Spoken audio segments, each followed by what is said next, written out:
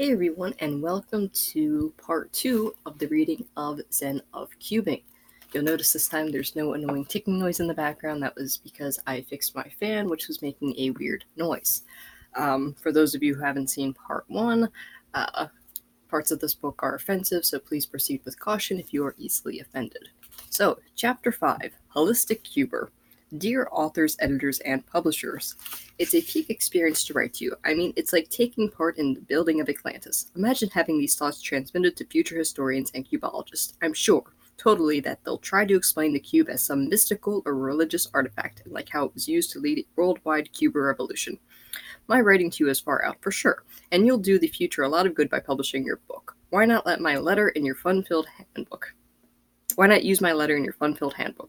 It'll help to tell people how good cubing really is. Besides, I'd help you sell your book to the Universal Cube Club, all 8,254,991 members. Well, it's not really organized yet, but I'm getting it together for sure. When I first saw the full-page announcement of your book in Total Cubing magazine, it freaked me out. I mean, totally, like who would want to win a first prize to go on an all-expense-paid trip to the Himalayas with Lawrence Welk and the Osmonds and a real Taiwan cube manufacturer? That's squeaky. I mean, really grilled. Who would want part of meeting all those Zen monks anyways? They'll just paw the cube, become fascinated by its pretty colors, and then predict some bizarre cosmic things. They won't unscramble it, but for sure they'll do the cube right and make it fit into bigger universal things. You're probably wondering who I am. Well, let me introduce myself. I am the long arm of all those cube owners who can't solve the cube. I'm one of the 20 million hands that twist, flip, and rotate the cube without success and still get a charge from it. We're the hands of a world that toils for the chance to make the cube rainbow's colors dance. Just as Sagan and Watts say, we're being at one with the whole cosmos. There is no I nor you. Like, after all, we're all spiritual cubers from the heart of the universe. Everything is part of the great cube. Take the stars, for instance. We've thought them round, but it's really neat to think of them as cubes that only look round to us because they're far out, or some Doppler red blues of space make their edges fade away. Every night stars come and go, each moving in an infinite combination just like the cube. The stars, their planets, and the moons could all be giant corner squares of the whole universe. That's why celestial bodies are always in the right place, not like spokes in a wheel, but like parts of a big box that rotates, flips, and turns to create our seasons and keep us all alive. They've always been far out and full of color. The whole universe could certainly be a giant cube, but it's not straight as the edges. It never was. Space is the place where all cubes are, and space itself is squiggly and curved. So that's another obvious reason why the corner squares get twisted back into themselves as on some giant Mobius bell. That's why we never see the actual corners. It also makes sense that in a cube universe, our lives will always get twisted around, like a coffin play with the bribing beads at a hastened trial. You see, we're all part of the universal cuber soul. We sit daily on a 50-yard line of a giant cube bowl, each of us busy flipping our cube. Take sports, for instance. I might cheer Jimmy Connors while you cheer for Dr. J or George Bush, yet they're all part of the game, and we make colorful plays on insufferable squares of a flat, dull, political sporting plane. It's inescapable. We're all rooting for a big players who made cubing the greatest American participant sport. It's especially noticeable when we strike for more money, vote for more taxes, get unemployed, or prevent a nuclear war. Hooray to any sport that helps cubing. Let's face it, the cube has already changed the way we think. Like, for example, I knew this teacher who always got freaked out when anyone compared red apples to oranges. What a bummer. He'd call it equivation or something. But today, with all the electronic game stuff, things are a lot cooler. Like, no one comes down on you for comparing a cube with some other cube, yet they're just about as different. Years ago, a cube was just another cube. Then we found the moving colors and made them personal cubes, to be twisted, turned, admired, and analyzed. Today, since we see the cube everywhere, the cube has become more just such a cube. It's again nothing special. A part of this awakening is that we can now take cube in hand and turn the colors for sheer enjoyment. The cube is always perfect, no matter where its colors are. Making fun or ridiculing anything about the cube is little different than standing in awe of its great shadow. After all, that too is part of its zen. And, like it or not, we are all part of the tis juggling has long been a cubism. I don't know how to say that word, it's fictional. A discipline which rides an edge between its ridicule and exploring its inspirational mysteries. Its students practice the eye pass, tossing the cube to predict the future, and highlighting her inabilities to control the cube. Followers of the eye pass have given a celebration great communal and societal values, especially in teaching the ways to speak in cubes. The developmental of cubism uses cubing as the ultimate universal language. Unlike the common spoken word, cubic uses no syntax or cumbersome punctuation. With it, we all say what we meant and mean only what we say. It's been compared to communicating with neighbors over a backyard fence, but only 5 inches under the ground, as Yamaha, the renowned eye-pass master, once remarked. To learn cubic, one can follow the way of the cube, Chestwicks, and to always expect the unexpected. Its origin is based on parallelism in history, something analogous to the first cubes springing from the mind of a wild Hungarian to infest the earth. The cubic language is destined to emerge from Earth to spread throughout the universe. It is accepted that any alien space visitor comfy within its USO can tell at a glance our full intellectual and cultural level of evolution by use of cubic through the cube's colors combinations. It is perfect mathematics and a ready-to-use universal language. So if cubic can be understood by someone who has never set foot on Earth, it should be relatively easy for us all to learn it. Noam Chomsky's cubic dictionary tells us, for example, red, red, red on the yellow side means, how's your work going? While green, yellow, blue on the red side means, hold the ketchup, heavy on the mustard. Billions upon billions of such combinations are possible, and with it comes an endless opportunity for puns, innuendos, and poetry. Through cubic, this letter to you reads red, yellow, green, yellow, blue, white, orange, green, green. The last green is there for humor's sake. You see, the cube is not simply a chunk of cheap plastic stickered with primary colors. Rather, it is an intelligent entity, just as a river, a rainbow, or an old shop rag used to soak up spilled hydraulic fluid. The cube is all those things and much, much more. Medical science tells us that solving the cube takes less than 10% of our total brain's ability. Great mathematicians or cubologists use less than that amount. So if solving the cube is that easy, you may as well use the other 90%, move on to another level of cubing. Of course, there are those of you who scoff at your mathematical shallowness or call your quest for Zen a mere cover-up for ineptness. These critics are unenlightened boos who are stuck in a technical pit with the cube. It is wiser who accepts an inevitability of failure and then laughs in the face of the inescapable. The cube is multi-tracked in its complexity, and its elegant nature is all around us. No wind, no threat of famine or pestilence can stop its appointed rounds. The beauty of the cube is the second step in the title of the cube. This tells us it's such as makes cubes look attractive to us. I'm especially referring to the insides of the cube, the part that makes it a whole cube, its very soul, the beauty beneath the outside color stickers. Once Erno, a renowned Zen cube master, told his students to remove all the stickers from their cube and scramble the sides. One student asked, "But master, how can we know his proper solution?" To which the learned sage replied, "We must each turn to our best side." The student was then hit on the head with his cube and then told to take up arc welding. To find this best side, we first turn in on the cube's perfect geometry.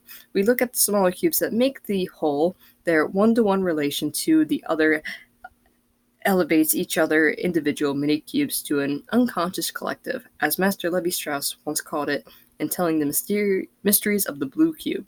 Every cube finds its own purpose and its own identity. Still, every cube seeks its truth from a different standpoint each time we flip its sides. This then is the meaning of Sigisa. Through its one honors the center cube about which the cube moves. We also come to accept the less fortunate corner cubes who are forever lost in chasms of negative space. None of the cube is truly better, as all the cubes share a common element and the rest with strangers in the night while we, the cube solvers, meditate our next move. Once we can accept that all parts of the cube are nothing special, we can find the key to no cube, or how solving the cube is just as impossible as getting a Big Mac sandwich back into the cow. Unfortunately, the world today is much divided how to best work the cube. One school advocates total involvement into the inner cube of all our inner thoughts, while the other simply doesn't seem to give a damn. In our polarization world, it is no simple task to identify who's whose, yet as a simple rule of thumb, Eastern cubists work with the cube, while latter Western cubers tend to work on it. Both realize that the cube is always changing. One accepts it, while the other tries to force it to change. Eastern ways of the cube call for open hands, used to turn its sides and praise the cube's mysteries. In contrast, solemn Western approaches to the cube often use a clenched fist, by which attempts are made to beat the cube into submission. The method you choose depends entirely on your cuba, or how you cube. Each of us has different cuba that leads us to how we relate with the cube. Confusions over this basic concept have led some wise scholars and technicians to misuse the cube. Some have taken cuba to mean predestined failure, leading them to long hours of torment, broken fingernails, and sprained wrists. Sadly, these folks miss out from the good cuba powers held in the cube. In its seed, they find the creation of bad vibes or misvented hostilities. Good cuba, on the other side, leads to universal harmony and communion. With the great cube, these bring joy and inner peace to both the cube and its user. One's interacting with the cube is not unlike watching television. It all depends on the channel you flip on to. On a bad night, or in the hands of a misguided, the cube may lead one to sheer hell, no less than any sitcom or Green Acres reruns have ever known. I have personally treated victims of bad cubing in emergency wards for bloody hands, lacerated arms, and legs, and even in the case of binding from an airborne cube that was hurled in anger at an innocent heckler. Indeed, unless you treat the cube with reverence and care, the consequences can be unthinkable. For me, it is obvious that the cube is something to work with, rather than to work on. Before interacting with it, however, you should set all wants and desires to rest. Approach the cube without any hidden motives to its proper solution. In my search to find the truth within the inner cube, I've found new, sometimes strange lands of thoughts by not imposing my will upon it. Only last night I learned something remarkable about the cube. You see, my landlord, Irv, always comes by at the end of the month for his money. So yesterday, while deep in meditation with my cube to find a blue-green connection, I was interrupted by his pounding on the front door. "Hey, bum, how's about the rent?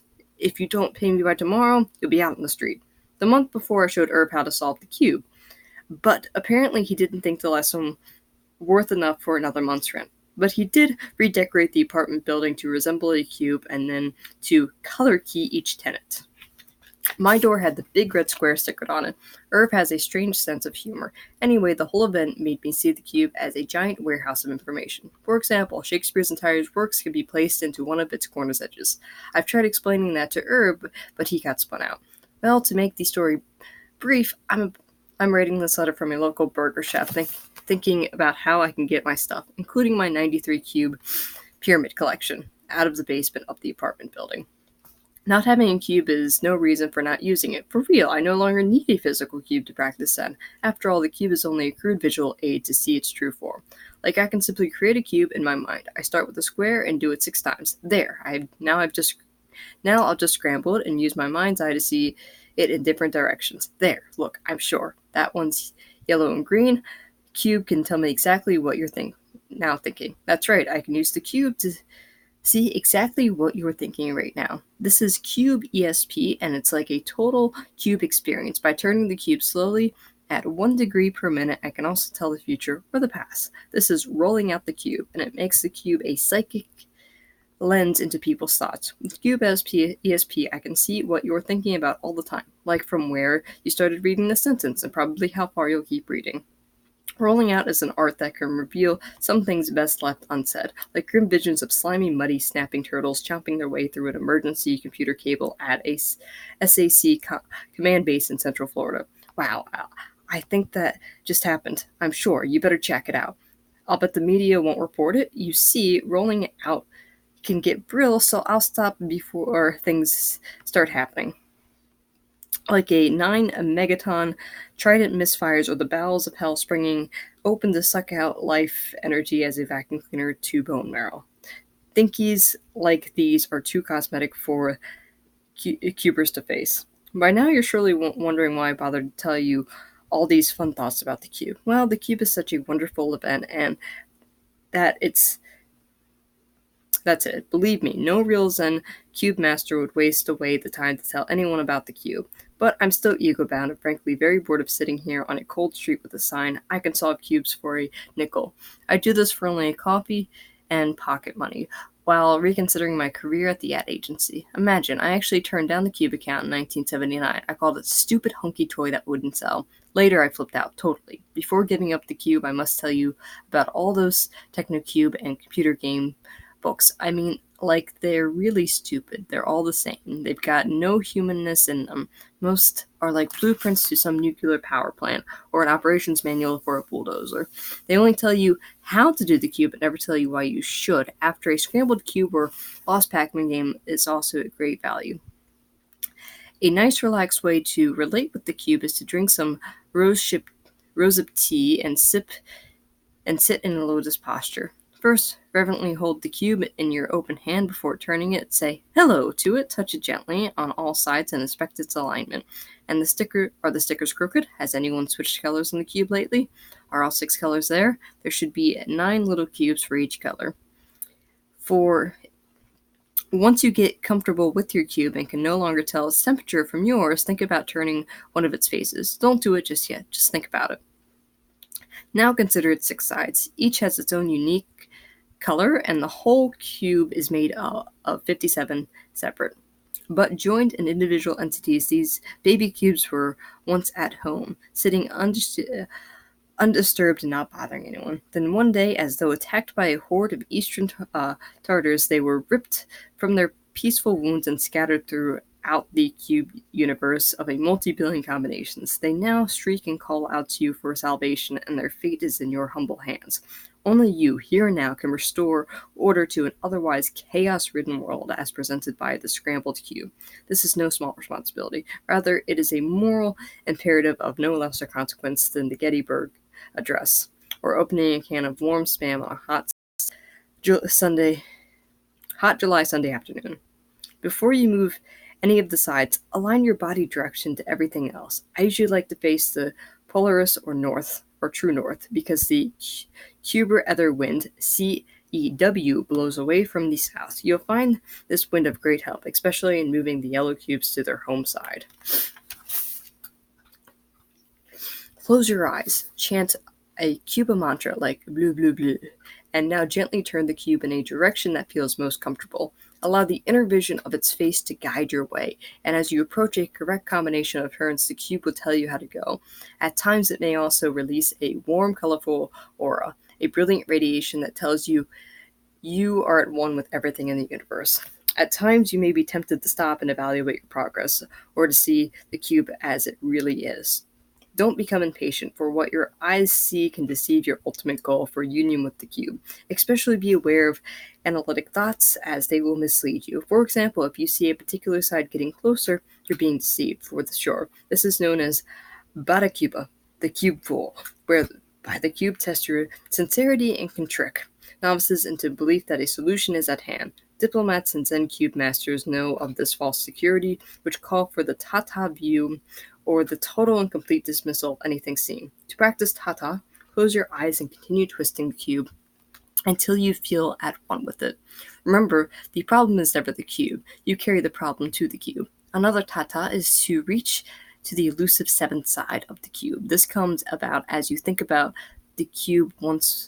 how the cube once was, and then imagine how it may look someday when all the colors will match the 6 sides. To find this state with the cube, choose an unseen color like sky blue pink or banana blue, and imagine the primary colors to fall into their proper places on the cube.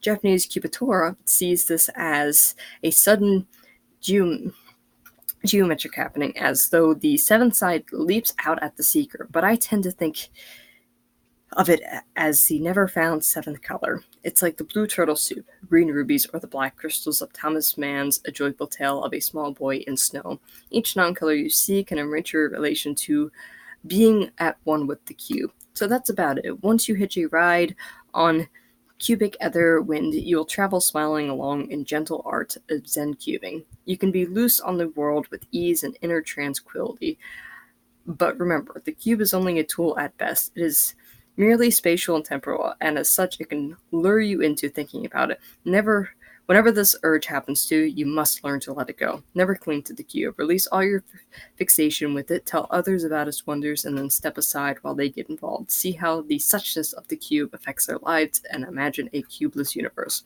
Learn to live on the seventh side, and that's Cube Satoria. Sincerely, Baba Rama Cubic. Chapter 6. The Great Debate.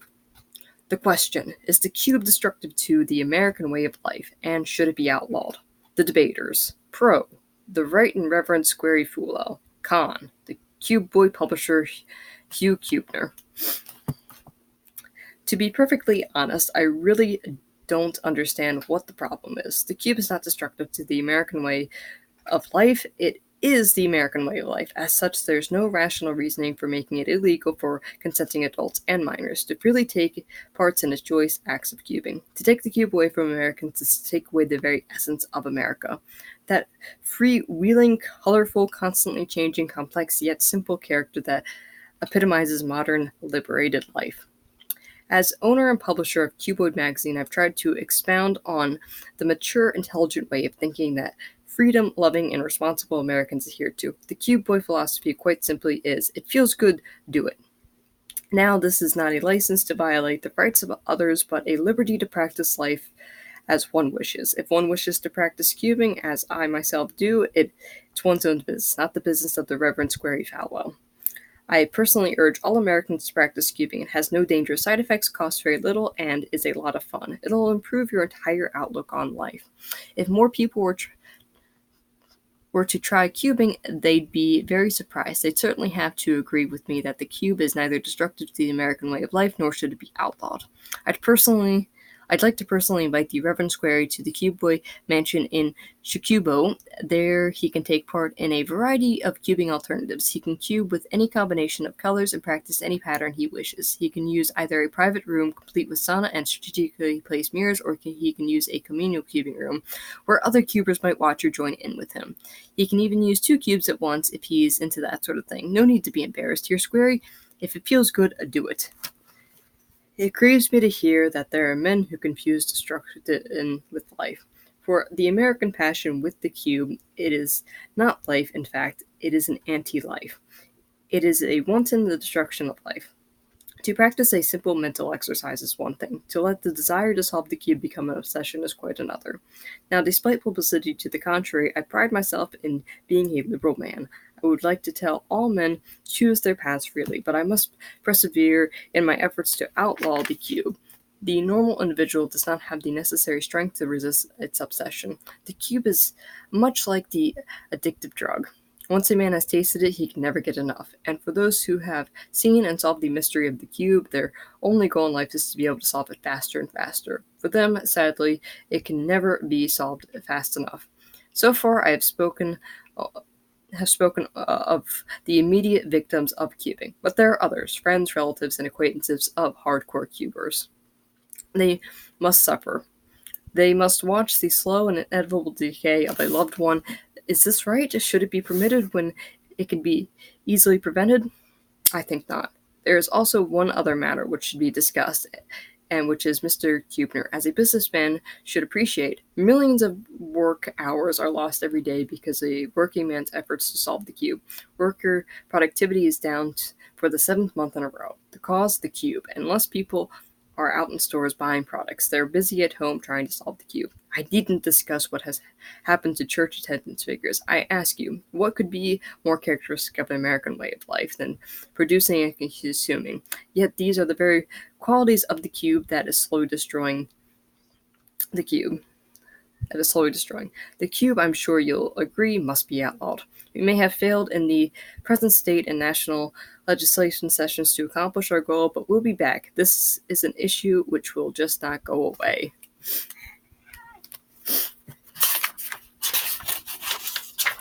Alright, moving on to Chapter 7, the Cuber Health Plan. There is a popular misconception afoot that the cube is to be used only for intellectual stimulation. This is simply not so. The versatile cube can be used to improve your physical condition as well as your mind. No doubt your fingers and wrist are in peak physical condition as a result of thousands of hours of traditional cubing. What about the rest of your body? If you've been sitting around playing with the cube, it no doubt needs some serious attention. In this chapter, we offer the complete Cuber health plan. It covers exercise, diet, and all-around well-being. Aerobic cubing. Right now, everyone is aware of the value of aerobic exercise. It is defined as exercise that increases the heart rate and makes the blood pump faster. Incidentally, increased blood pressure resulting from cube-solving frustration does not count as a form of aerobic exercise. This popular form of exercise can easily be done with the aid of one's cube. You might want to try the following sessions. Cube pickup.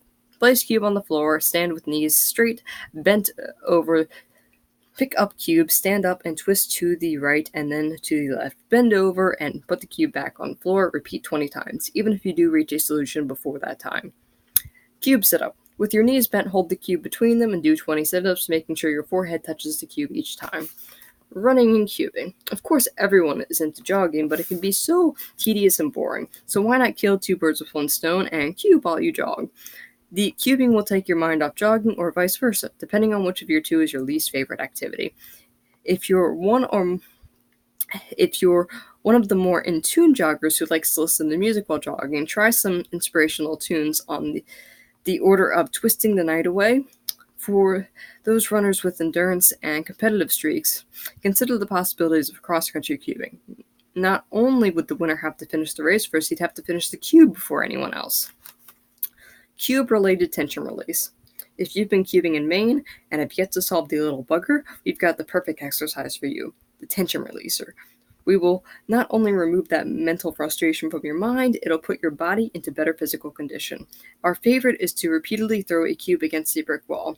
We don't mean half-heartedly either. You have to get the old blood pumping fast and furious. There's a wide variety of tension-releasing exercises you can pursue. How about kick the cube? A throwback to childhood days? Or a session of batting practice, an hour of teeing off at the driving range? Or an afternoon slam dunking. An exercise that is popular with the elite cuber is squash. Water sports. If swimming is your sport, how about diving for cubes? We understand this is gaining rapidly in popularity in Mexican resorts where the locals would dive off high cliffs for coins. You might also try improving your lung capacity by working the cube underwater. Can you solve it before you have to come up for air? Exercise caution against hyperventilation, hypertension. See the LL Cube catalog for the rust-proof cube designed for water sports. Heavy stuff. If you're one of those cubers who likes to hang out at Muscle Beach or lift weights at the local spa, you're going to love pumping cube. This involves some slight modifications of the cube. Simply drill a hole in each cube and fill with wet cement. Let it dry, and presto, instant weights. Of course, this does render traditional cubing virtually impossible, but if you're into muscle building, you'll probably get more use and enjoyment out of your cube than ever before. Isometrics. For those of you interested in an